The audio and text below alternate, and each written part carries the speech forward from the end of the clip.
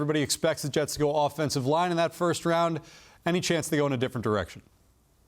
Absolutely. It depends on their confidence level in Dwayne Brown, who is approaching 40 years old on the left side of this offensive line. And of course, on the right side, Mekhi Becton and Max Mitchell. Or maybe they just don't like how the board falls. They're not just forced to take an offensive lineman that they feel could be more of a third-round player. So you look at somebody like Calijah Kancey from Pittsburgh, an interior defensive lineman, a smaller guy. He's 281 pounds, but he fits that attacking style of Robert Saleh's front four, the ability to get upfield, rush the passer, make explosive plays in the backfield. And then you go back to the other side of the ball, a group that might look a little crowded right now, but if Jaxon, Smith-Njigba's on the board, all the offensive linemen aren't.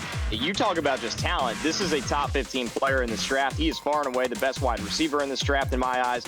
I see a lot of shades of Cooper Kupp in this guy's game. The release package off the line of scrimmage, the ability to eat from the slot, and of course the tough catches in the middle of the field. So I would not be shocked if they looked somewhere else besides offensive tackle, and if it ended up being Jaxon Smith-Njigba if he fell all the way to 15.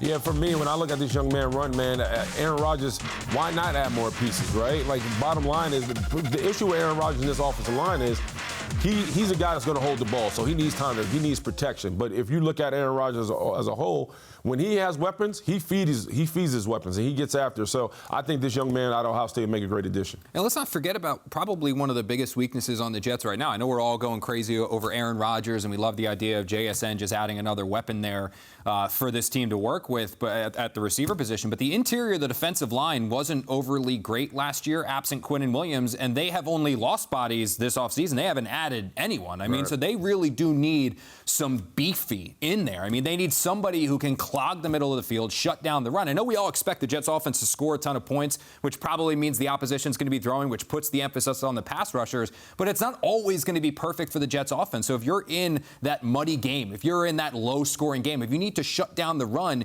you need to be able to shut down the run. So maybe that does lead the Jets to an interior defensive lineman. I don't think Jalen Carter's going to be there, but I mean, like Connor Rogers was saying, depending on how this board falls, if you don't like the offensive tackles, if you don't love the way that offensive line shapes out, go get someone big. Go get a big-bodied guy to clog the middle of the defense and complete your defense. And just to go back to potential of JSN and drafting another wide receiver, an area that clearly right now does not look like a need for the Jets. Last year, running back did not look like an area of need for the Jets either. They traded up, went and drafted Breece Hall. I think that was the right decision.